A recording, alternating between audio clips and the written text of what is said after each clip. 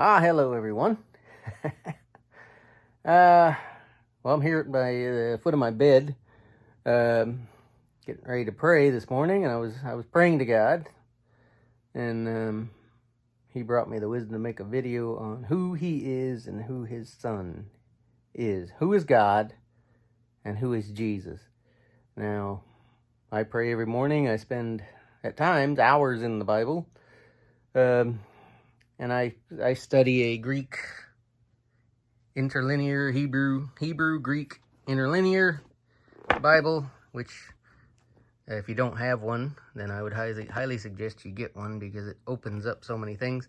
If you see dog toys and stuff on my bed, it's because my Roomba is about ready to go, so I am picking up the stuff on the floor so that the Roomba doesn't get caught on it. But anyway, so today I am going through some of my old notes that I have some pro-Trinity verses here. When I was trying to figure out, okay, what is the Trinity? Is the Trinity truth?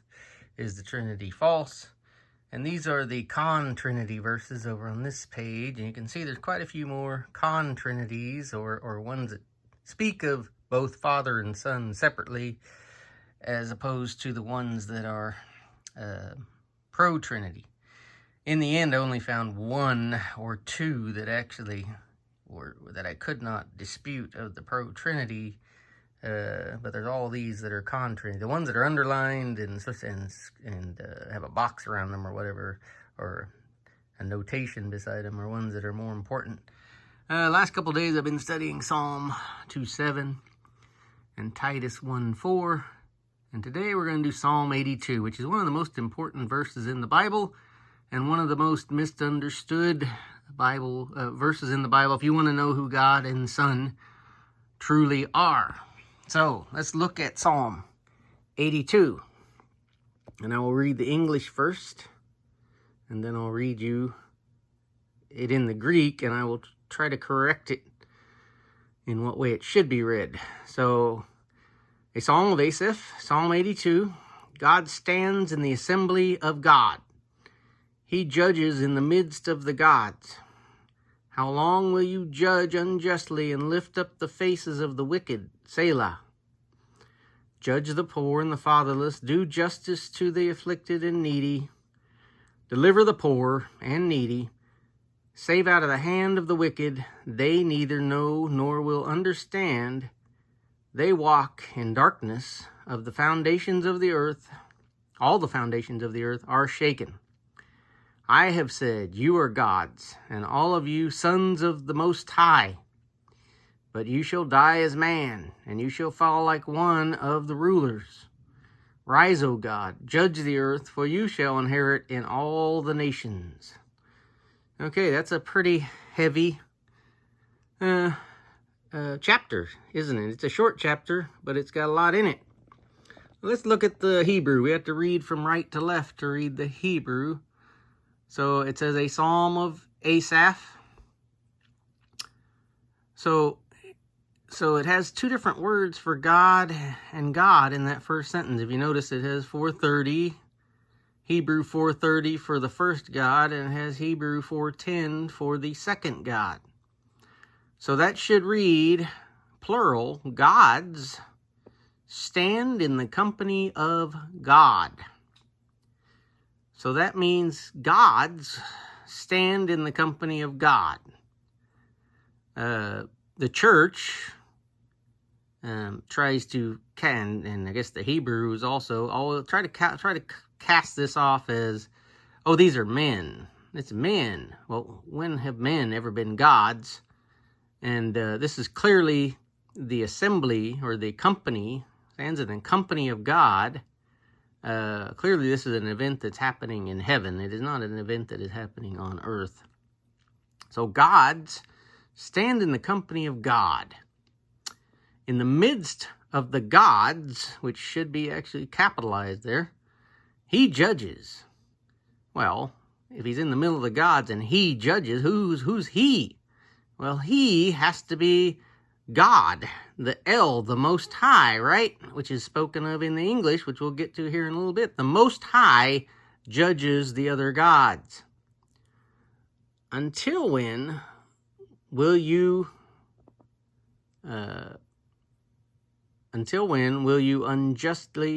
judge unjustly? And the faces of the wicked lift up. Sorry, I'm trying to read it through the screen of the phone. It's hard to read. It's going out of focus. So, Selah. Vindicate the poor and the orphan, the afflicted and needy. Do justice to, deliver the poor and the needy from hand. I'm going to have to read it off the page. The wickeds save, not they know, and not they understand. In darkness they walk. Are shaken all the foundations of the earth. I have said you are gods. And that's that 430 plural gods again. It is not the... my focus isn't working very good here, but it is the plural gods. I have said you are gods. You are sons of the Most High, all of you. So who are sons of the Most High, all of you? Well, it seems to be that these are, well, the sons of God. They are the gods that are assembled with God in this assembly where he's chastising them for judging unjustly. Are these fallen angels that are spoken of earlier in Genesis when they mated with women? It's likely that these are those fallen beings that are called angels, but here it says that you are you and sons of the Most High, all of you, but as man you shall die. So clearly these are not men, because men die just the way they are. So he's stripping these beings, whoever they are, of their godhood. He's saying, but as man you shall die. And like one of the princes, you shall fall. So he has stripped them not only of their godhood, El, the God up here, the El, the 410, has stripped them. Oh, sorry about the focus. I don't know why this focus isn't working right. But so he has stripped them. He's stripping them of their God title, and he is taking away their immortality. So here, that's a little better on the focus. I don't know why it was giving me a hard time there, but I switched it so you can kind of see a little better. And the most important, well, not most important, but very important verse is the end of this. So it says, "Rise, O God, judge the earth, for you shall inherit in all the nations." Now, why is that important? I guess in the Hebrew, I should be reading it in the Hebrew. "Rise, O God, judge the earth, for you shall inherit in all the nations." So I guess it reads about the same. So why is this extremely important? Well, who is the one God who shall judge the earth? Who is the one who shall judge the earth? And who will inherit the nations? Well, that is Jesus Christ, right? So we have God assembling these gods up here, right? And he's saying that you're acting wickedly. You are acting not correct. You're judging incorrectly. You're not helping the poor. You're just he doesn't say it here, but you mated with human women. You're just not acting godly. So I am stripping you, and I have said you are gods, and all of you sons of the Most High.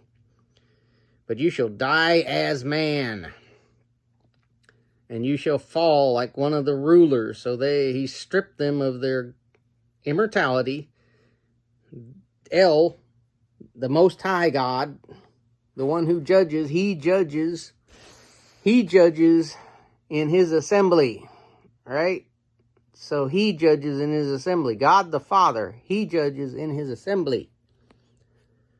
Christ judges humans, but God judges in his assembly. God the Father judges in his assembly of the other gods. All right? So gods stand in the company of God. So why is this last part so important? Because there is one of his sons who is worthy. Rise, O God, judge the earth, for you shall inherit in all the nations. So that is Jesus Christ, the one Son who is worthy. Now, how do we have proof of this? Well, Jesus Christ had to be tested, didn't he? So why would Jesus Christ have to be tested if God already knew he was going to not sin? And so why test him, right? Because he might fall into what these sons were doing, correct? Because they fell. They lusted after women. They judged poorly. They did not help people. They only used people. So they walk in darkness, actually.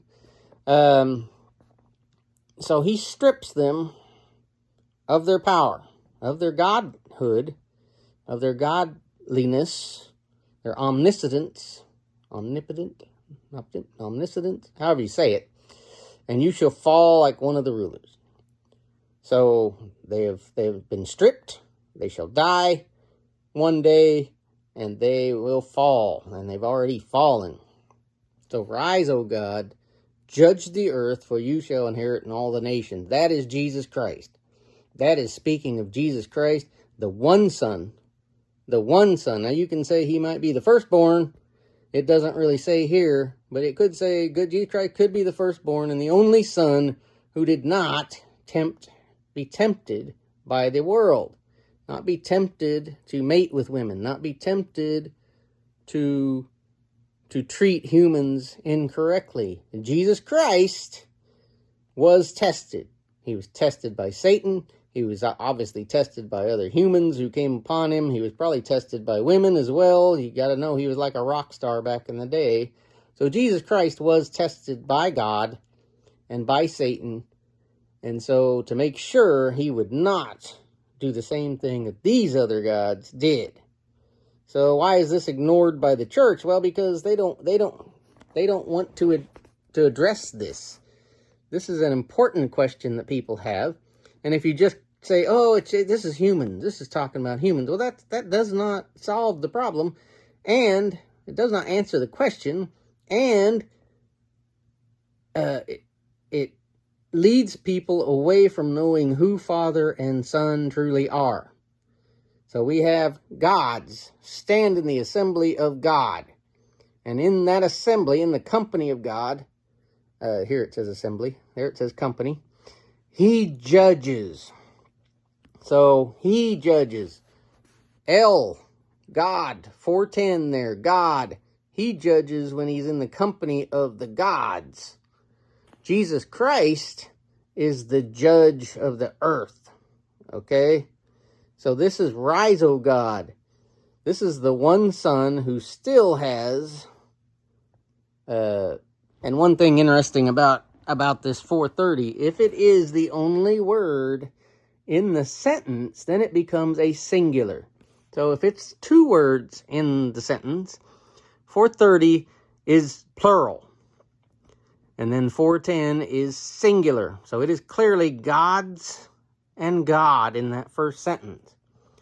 Now when we get down here to where it says, God, O God, judge the earth, that is correct to say that is God,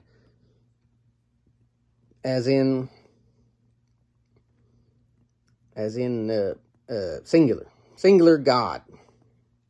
God judge the earth, for you shall inherit in all the nations. Well, some people say, well, that means there's more than one God, right? That destroys monotheism. Well, I don't care about that. I care about truth. I I don't care about, okay, there must only be one God, or there's, or everything blows up. Well, no, there must be truth. There must be truth, or we have no salvation, right? So that's more important than saying, oh, there's only one God, and you have to believe. You have to believe that, or you can't have salvation. Well, truthfully, you have to have truth, because truth gets you closer to God. A lie gets you farther away from God, which is why I study the Trinity so much and I speak on the Trinity so much, is because for my research, it is a man-made doctrine. And it's man-made to explain away things like this. These hard truths, to where when you ask them of the church just sticks its head in the sand like an ostrich. Like, no, we don't want to hear about that. We don't want to talk about this unless you believe it exactly the way that we tell you it is. We don't want to talk about it.